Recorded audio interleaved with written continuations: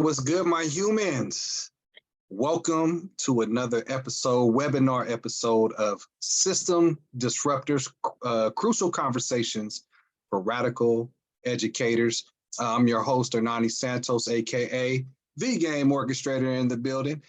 This will be the last webinar for season 2, and we're very excited. No better way to end it than with the legendary Dr. Ramona Bishop. Clap it up, everybody. Woo! Thank you. Dr. Bishop, how you doing on this lovely day? I'm doing really well. How about you? Doing all right. Hey, on behalf of Mentee Educational Services, just want to thank you for taking time out of your busy schedule. We know that you are moving and grooving constantly, for the betterment of our baby. So thank you very, very much. You're welcome. I'm glad to be here. Absolutely. So we're going to get the conversation started off for our viewers to get to know you a little bit better. How did you get started in education? Did it start way back when, before you even graduated from college? What was that like, and what inspired you? So I feel like there are two moments, Ernani, that were really critical and crucial to my decision to be an educator. One when I was 8 years old, and I tell this story all the time. If you've heard it before, my apologies, but I think it's really important to note that even at that time, I was thinking about what I wanted to do when I grew up, and I encountered a negative. Well, first I had really powerful and amazing teachers at a school called Visitation Valley. I don't lift that up enough. These teachers really built a community around us and loved us just like we were their own children. And then the city of San Francisco was in the process of desegregating their schools. And so I was selected along with others to get on a bus early in the morning, leave my home community and go over to a community that was right by the water with all the mansions. And, needless to say, they were not used to seeing students that looked like me and my friends.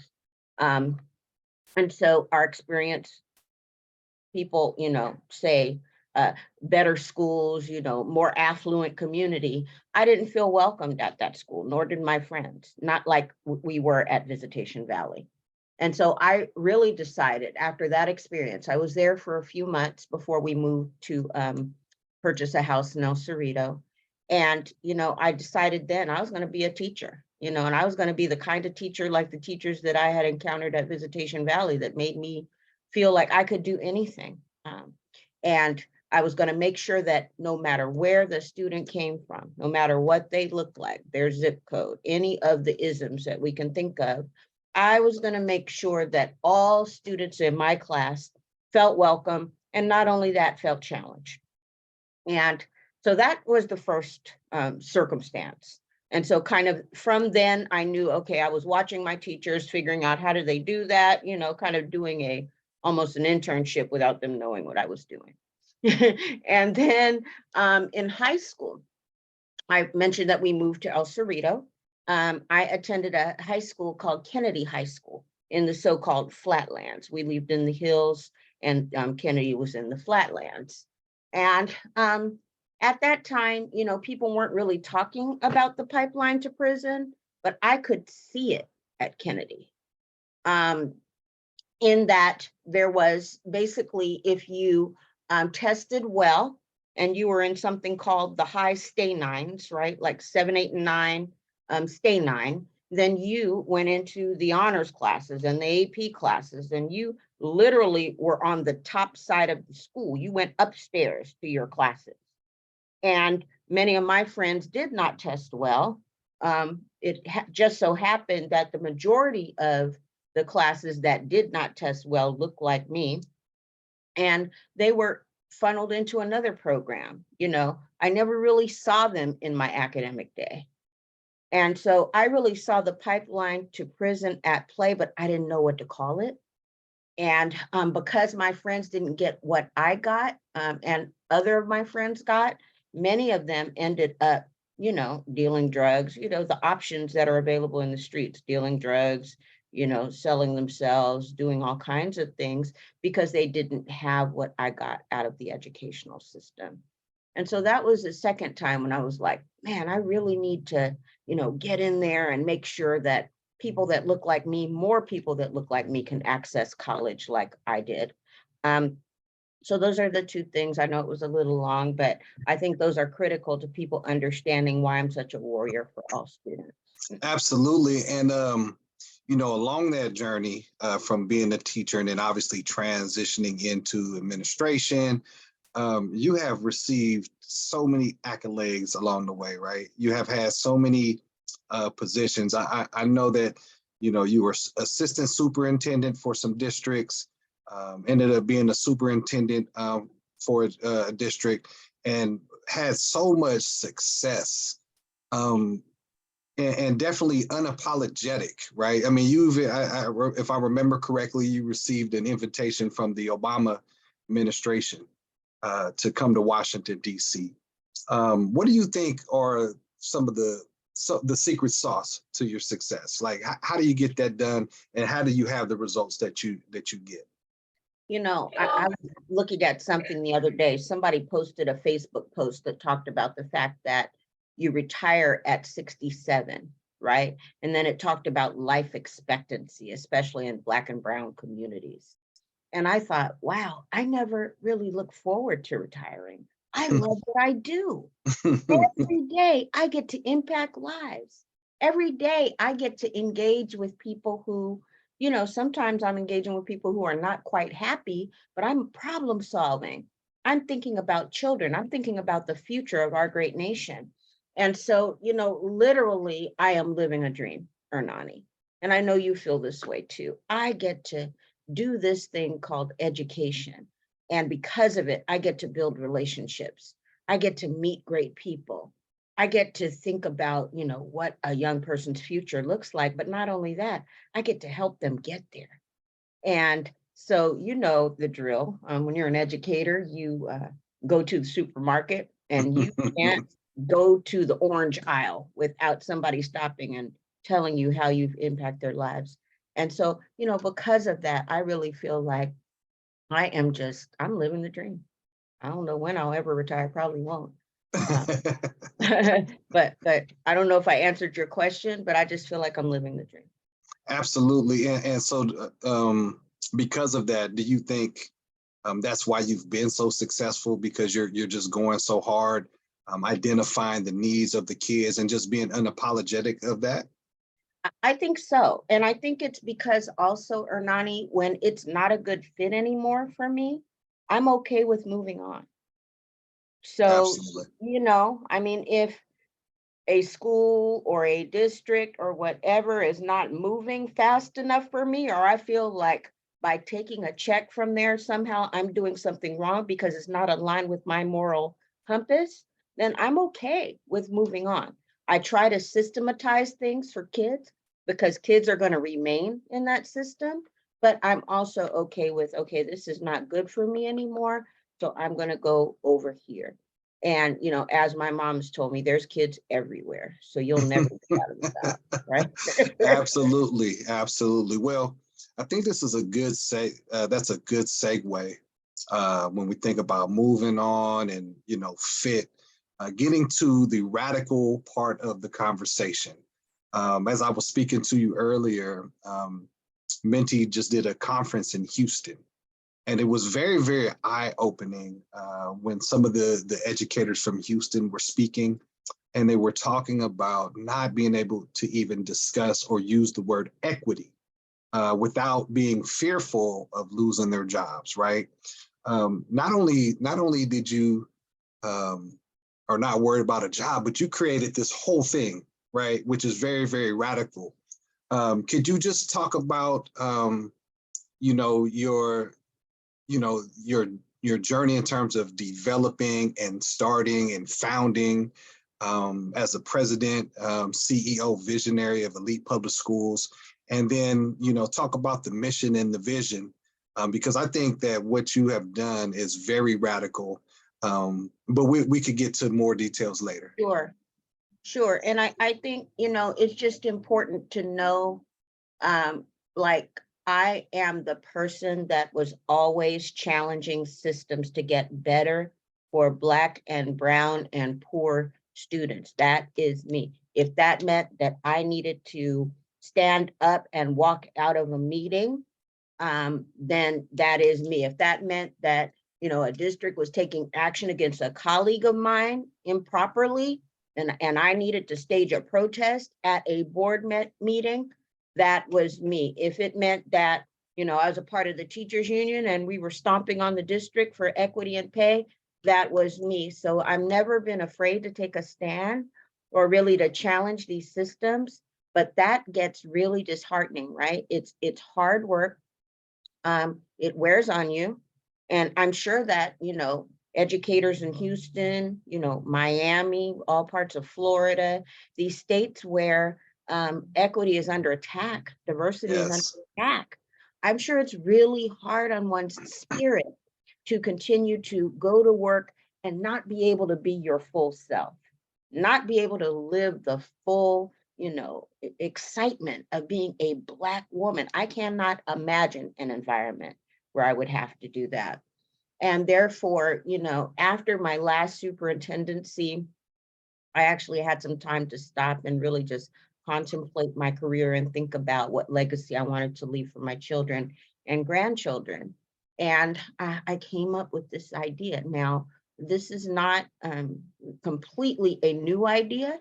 I had already studied a school called Culture and Language Academy of Success in, I believe it was in Inglewood at the time. They moved around a little bit, but it was in Southern California. And I had seen a recipe that I thought was fascinating around eliminating the opportunity gap for Black and brown students. So much so, Santos, you would go in one of those kindergarten rooms and they were reading at the second and third grade level. They were reading fluently novels. There were no so-called textbooks in this school. It was novels that they were learning out of. And so I had seen that and always thought about it in the back of my mind. I tinkered around with creating some summer programs in one of the districts that I worked in. But I figured now is the time. I have some time to stop, think, and really write this thing down and create this school that will kind of be aligned with what Shiraki and his team were thinking, but really be our own, right? Because we had started some work. You were with me when we started some work in Vallejo. And I had decided, you know what? Nobody's going to tell me that it's time for me to go, board. You can do whatever you thought you were doing, but the students in Vallejo deserve continuity of powerful programming so that they can live their dreams. And I am really serious about opening up opportunities for all of our students. Why? Because it's life or death. Right. Right? You and I have friends who, if not for their education, would not be here today. That's right. We have friends that are no longer here because they didn't take advantage of the same opportunities we did. And so because of that, I just was not willing to leave Vallejo. And I'm going to tell you, I have my eye on some other places that I've worked. So who knows where we'll plant our next set of schools. But it is unfair for these systems to have billions of dollars and continue to fail students that look like you and me. And so because of it, we've created our own. And it's interesting, the residual effect is that we've created a safe space for Black and brown teachers, Black and brown classified staff members, Black and brown parents, right? We knew we were creating a safe and affirming and challenging space for students, but it's really become this hub of Black and brown excellence, where people can feel okay to be themselves and say what's on their mind, and live the experience of being who they naturally are, and grow as a professional, not be afraid to make mistakes and grow as professionals. That's what we've created. Elite public schools, a place that was uniquely created to eliminate the opportunity gap for Black and brown students. That's who we are. That's what we live every day.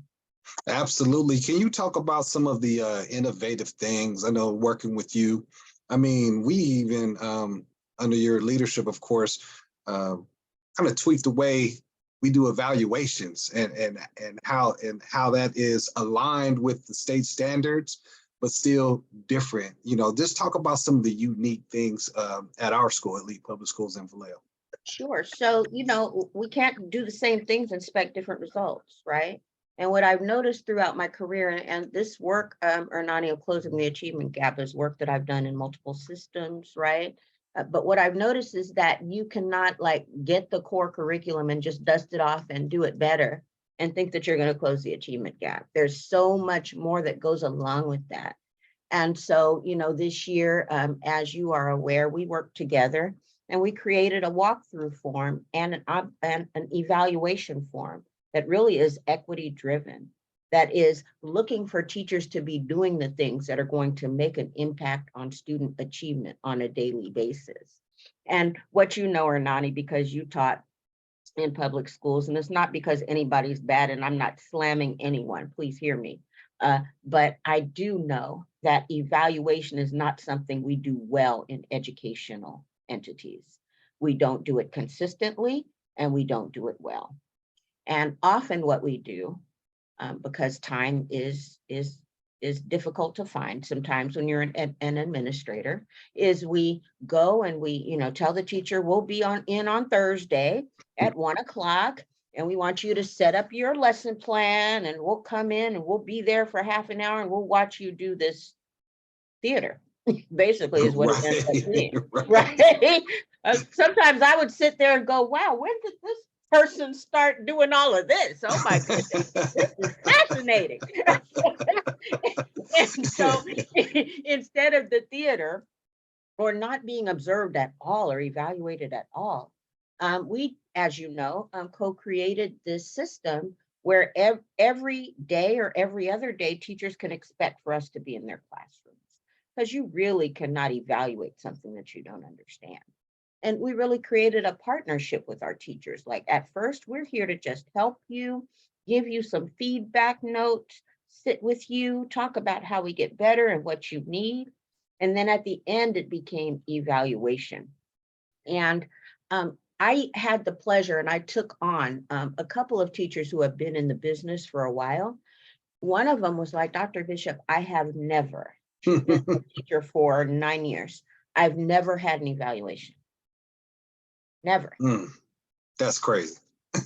That, and you're teaching someone's children and you right. never. Now she's a stellar educator, but it's really of her own volition that she has become so powerful. And she really, it was one who I would, do the walkthrough observation form and send it off to her. And she really took that feedback and she, dissected that feedback and got clarification on that feedback. She desired it. As humans, we desire to do a good job. And so it was, I don't know what your experience was, but I had a great time this year. I don't have the time to do it ever again, but, but I feel like, you as administrators who helped create it will take it and run with it. I think we all understand. Absolutely. And I'm even just thinking about our walkthrough form with, with items such as informed cast shattering practices. Can you just kind of speak to why, items like that are very important as we look to close the opportunity gap? Sure. Thank you for pulling that out. It's funny that you noticed that, because if you'll remember, you participated in a study that I was doing last year. And I was really studying my own superintendency, kind of in an autobiographical way. And one of the themes that came out was that we were implementing as a system cast shattering practices, getting rid of those classifications of people where you're not good enough to do, biology. When I got to this district, to Vallejo, there was earth science in 9th grade as a standard at one of the high schools. That's not A through G. And so we really went about the business of eliminating those things that would prevent our young people from being on the A through G pathway. And so as such, We can't do that from our offices, Santos, right? Like, that's not going to impact a student. We can set up the systems and set up the support, but what our teachers do on a daily basis is so critical. And so as we were going in, as you shared, we were looking for cast shattering practices. What is that teacher doing to get to little Johnny, who, perhaps last year was not challenged by his teacher wherever he was? What are we seeing that the teachers are doing that is going to get to every student in the class? Nobody gets a pass. And so documenting those things, and I think it would be fascinating to go back and look at what we found and maybe put it Absolutely. together in some way, right? Because our teachers are doing some powerful things. Absolutely. And, we've had, we always have conversations regularly, and, they're very deep at times. But one thing through one of our past conversations that came up, sometimes it doesn't matter, if a teacher is black or brown, right? Correct. Sometimes they come in because of past systems that they grew up in, and then the same thing is perpetuated. So that's why I thought like that item alone is just so powerful to kind of check all staff, no matter black or brown or whatever, because I always use this saying, like, as people, we parent. When we become parents, we parent as we were parented. That's it. That's it. One of our book dealers came in with a whole bag of books. I'll show it to you. And maybe we could all divvy it up and read them as a team. Because we're ordering books, from the past. Teachers are probably ordering novels that they read when they were in school. And she's like, Dr. Bishop, I know what your mission is. I need you guys to read these books and then let me know, because some of the things that you're ordering are so backdated, but not only that, they're not aligned with your mission and vision. We want to read about everybody, right? But we also have a particular mission and vision aligned to eliminating the opportunity gap.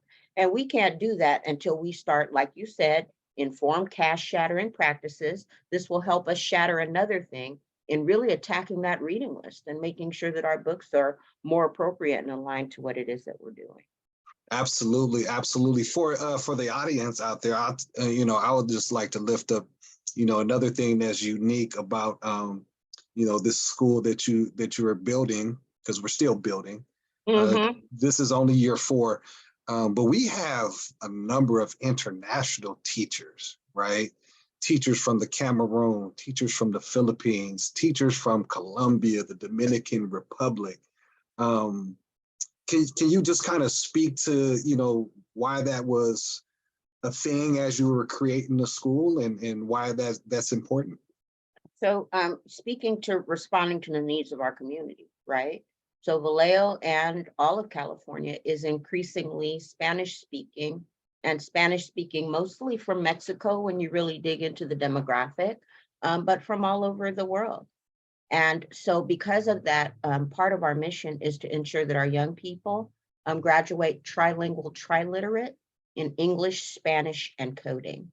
What will that do? Increase their marketability, right? So we've got this really, we shot for the stars as it relates to our mission and vision.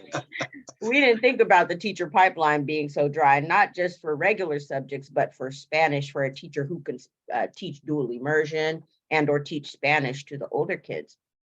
And so we had to go out of the country. So, and even for actually, regular, so-called regular teacher jobs, we had to go out of the country because the teachers pipeline has really dried up in California. So the first teachers that we received came from the Philippines. 2 of them are still here. We're so proud of them. And they are amazing educators. Amazing educators. And then we started, of course, for our Spanish speaking classes, we started looking at, just teachers from wherever. I automatically would think that we would get a number of teachers from Mexico. We've had a few teachers from Mexico apply, but mostly our teachers are coming, like you said, from the Dominican Republic, Colombia, and that's it for our Spanish-speaking countries right now. But while we were thinking about that diversity, then we said, okay, let's look at our mission again. Oh, we probably should go to Africa and start bringing in some teachers. So we have a science teacher that's from the Cameroon. So I don't even think, Santos, that we have really tapped into the lived experience of these teachers like we should, right? Their visas require that they do a cultural exchange. So we're going to need to get better at that. What does that look like? Really, really talking about multiculturalism in such a way as to really expose our young people to these Spanish-speaking nations, these French-speaking nations. What is it like to, all of those things. So I think we have work to do with regard to that, but we do have the teachers here. They're instructing, they're buying into our community and just doing an outstanding job. Absolutely, absolutely. And can you just speak a little bit, as this is your legacy and your vision, what currently separates elite from any school in this area, in surrounding areas, and what will separate elite 10 years from now? That's an excellent question. I've been thinking a lot about this because, as you know, we are purchasing a high school downtown. And I really feel like that high school is going to be at the center of the city, right? That'll be the hub for, youth activity in the center of the city. And I've thought about cities like Oakland, cities like Richmond, that have felt like they have had to really gentrify and start pushing people out in order to make it a good city or one that'll attract tourism. And so Vallejo has a very strong presence of Black, brown individuals, more so than most cities in our region. And so I believe that when we do this right, a lot of people don't think that they can really change systems to work for Black and brown students. They haven't seen it before. But I'm confident because, we've all done this work before in different spaces. We're putting the best minds in here to do it. And I know that we're going to do it. And what does that look like? Well, our vision says that we're going to be teaching young people entrepreneurialism. That means all these storefronts, Santos, that have been vacant since you were at Hogan. Right. We can fill these storefronts. We can revitalize this city. That means that students will, go away to college potentially, but they'll actually think toward coming back and purchasing homes and making this a destination location. It already is by virtue of its geography. Now, all we have to do is change that mindset.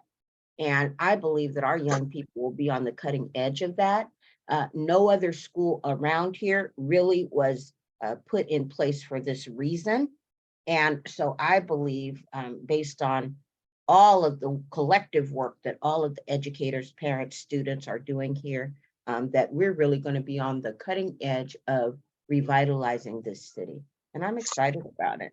Absolutely. And, that's why when we started today's webinar, I don't know if you ever think about it in that regard, but, what you're doing, what we're doing is very, very radical when you consider the landscape and all the pushback that diversity and equity gets, right? So even in that sense, like that's really out of the box thinking, where a school could be part of the spark that revitalizes a downtown. Like there's just so many things that we're doing that's just radical, Absolutely. Absolutely. Santos, one of the biggest complaints that I've heard about my style of leadership is too demanding, but also her expectations are too high. Like all these kids aren't going to college, right? But every time I've challenged that notion, I'll get in front of an audience full of, 400 parents, and I'll say, raise your hand if you want your child to go to college. It is very rare that anyone leaves their hand down. Right. Right? Do they know all the mechanisms to get that to happen? Absolutely not. That's where the shutdown happens. However, every parent wants better for their child than they got. And if that means a college education, then that's what it is. And so we're providing options, Mr. Santos, and you know this, but I'll say it. A through G for every student. A lot of people say that, but they don't have the actual coursework to make that come true. They don't have the belief system that every child can get a C and be Right. on their way to, at the very least, we want them to have A through G. If they don't do anything else, we would want them to have A through G. Then they're really equipped to go into a job. They can write, they can do mathematics, all of those things. And so, we're holding that high expectation, and we know that our students are going to make it. And we know that the majority of them are going to go to college. In fact, one of them, you'll recognize this name, it's Sayuri, came to me earlier today. And she said, Dr. Bishop, I've changed my mind. I said, oh. Sayuri had told me she was just going to, do nails and be a stewardess. Okay, that's fine too, because you can make a good living doing nails and being a stewardess. She said, nope, I've changed my mind. I'm going to college and I'm going to major in business. So I'll be really good at managing my money when I do the rest of those things. I said, I'm so proud of you, baby. Just that exposure, that expectation, that constant conversation has changed at least one student's mind, and I'm sure many of them are following. And her story just in itself is outstanding. It's amazing. Always had the potential, but like many of our students, just trying to find their way, trying to find their focus. And I know you've seen it, but I've seen her grow so much over the last 3 years with us at Elite, including the COVID year too. Breathtaking. Always, like you said, very focused, the sweetest young lady you ever want to know. And so I'm glad. And now, it's that steady push, like not too steady, but that, just asking her, how are things going? For sure. That's right. That's right. At this juncture, we're going to, we do have some questions from our live audience. So I'm going to shoot these questions at you, okay? All right. All right. What advice would you give new leaders in how to overcome equity warrior fatigue? Woo. Oh my goodness, that is such a good question. I get this question a lot, especially when I speak to young leaders and programs about balance, right? And, it's really hard for me to answer because, Mr. Santos, I was up at 2:00 this morning emailing.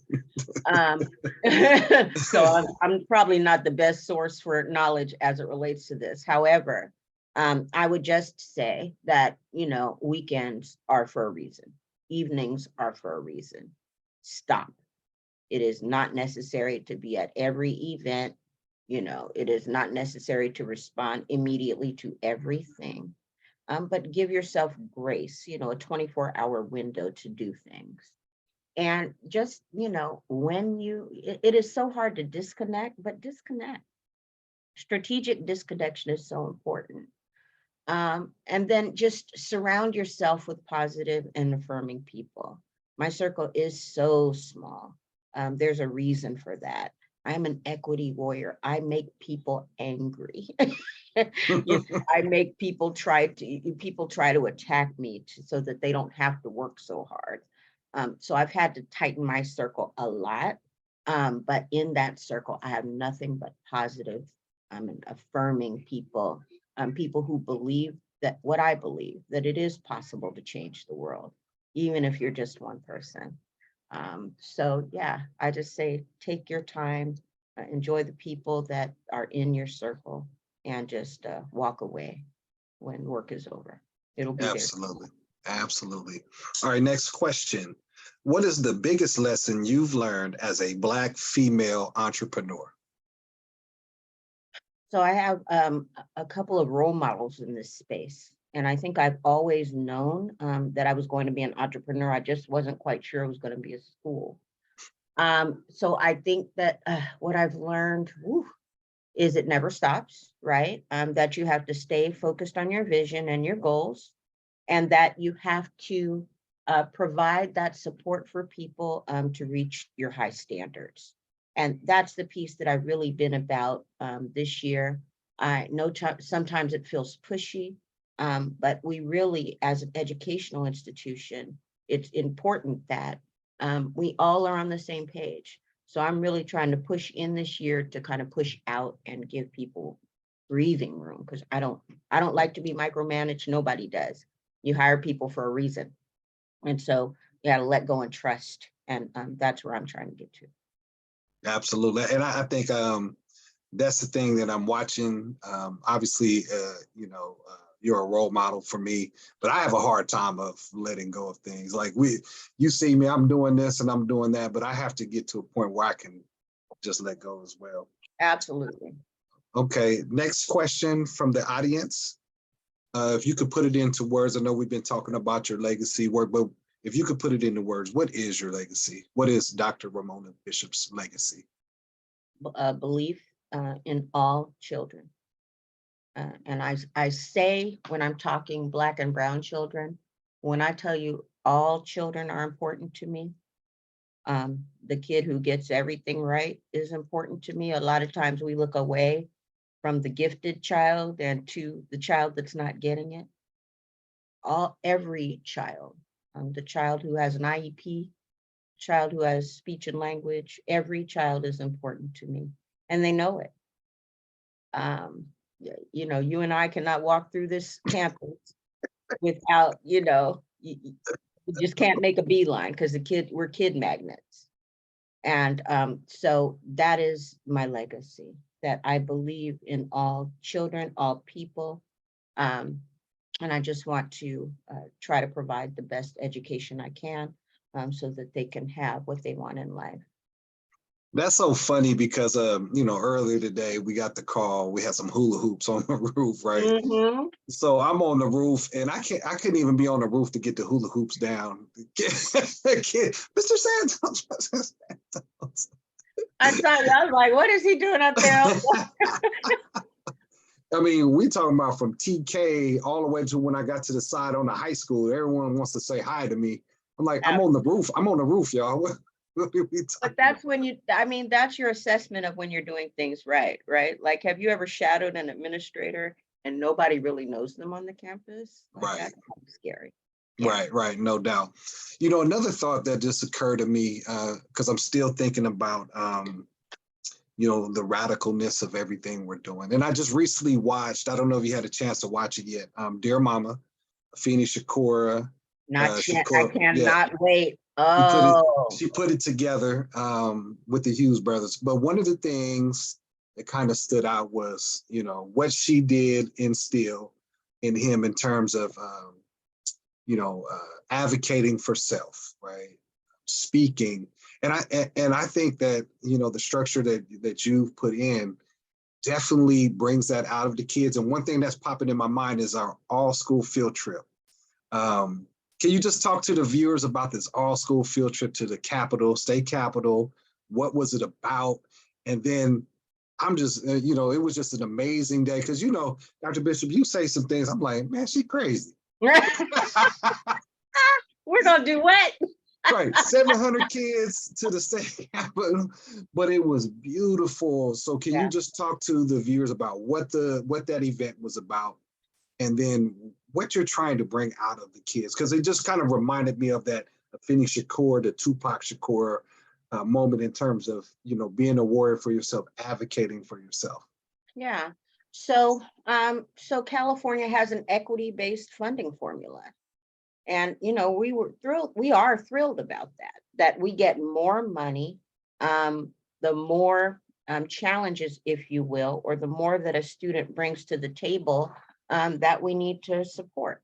And so English learners, by virtue of their status, language status, we get more money for them. Kids who take free and reduced lunch, who live in poverty, we get more money for them. And so what we're, as advocates, it's the Black in Schools Coalition, and we're advocating for the lowest performing students in California to be a part of this equity-driven funding formula. And it's literally that simple. So today, if you were to look at all of the stats in California, Black students are at the bottom or the top, depending on the indices, right? If you're talking about suspensions, expulsions, they're at the top. You're talking about academic achievement, they're at the bottom. And so this coalition has been formed to really push some legislation called AB 2774, which would do just that, provide that equity driven funding formula for Black students at this point, but really under the lowest performing students. So we've been fighting for that for a while. And I think people think that we're going to go away, but maybe they haven't read the book yet, or they don't know the story, right? They haven't asked, you better ask somebody. And so what we decided to do was march on the Capitol with 2,500 students. My friend, Dr. Margaret Fortune, has her own schools in Sacramento. And, I told her we'll empty and bring everybody. And we're coming up to Sacramento to this march.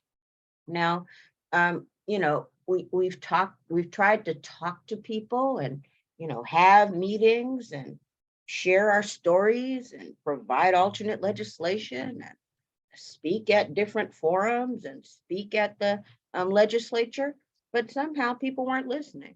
So we were like, okay, here we go. And the interesting part, Mr. Santos, is I did not expect this to be as big a hit with the younger kids. I did not expect that at all. And our high school kids by now are like, Dr. Bishop, please, do we have to go to one more?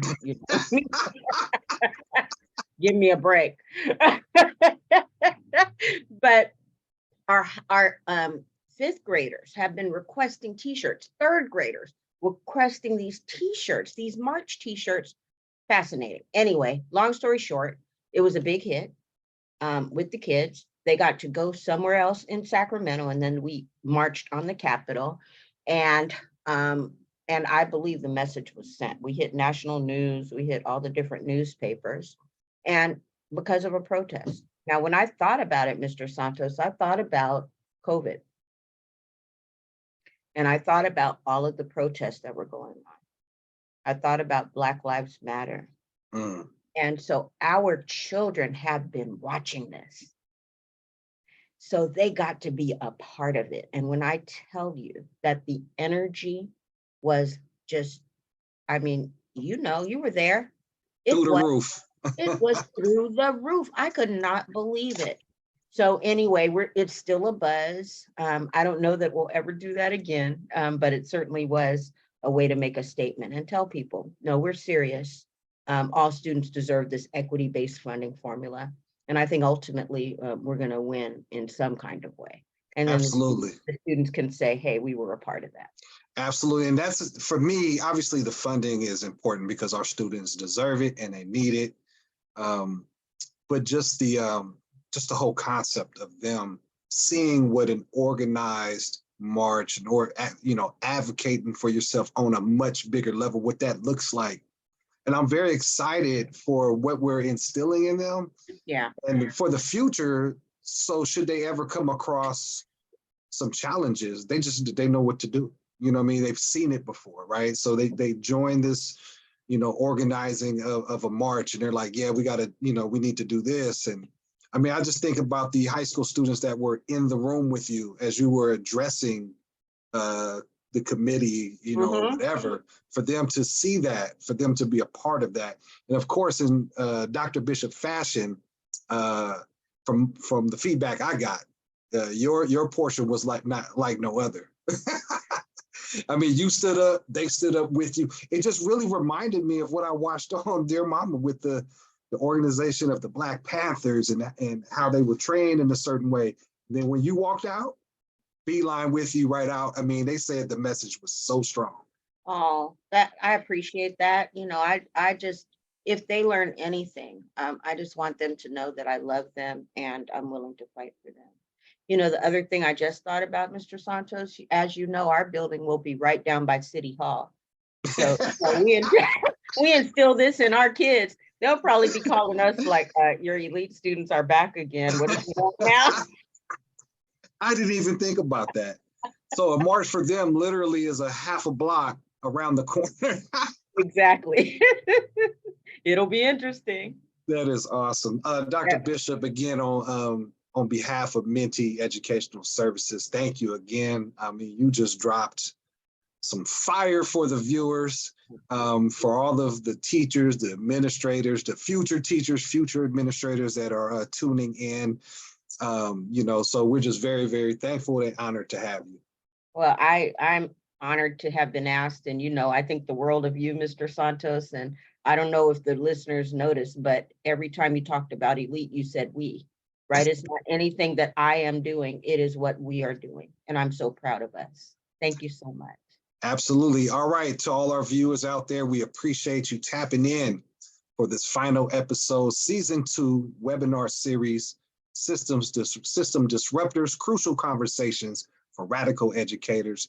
And with that being said, stay tuned, stay tapped in, hit the website because season 3 will be coming. All right, we out of here like last year, y'all.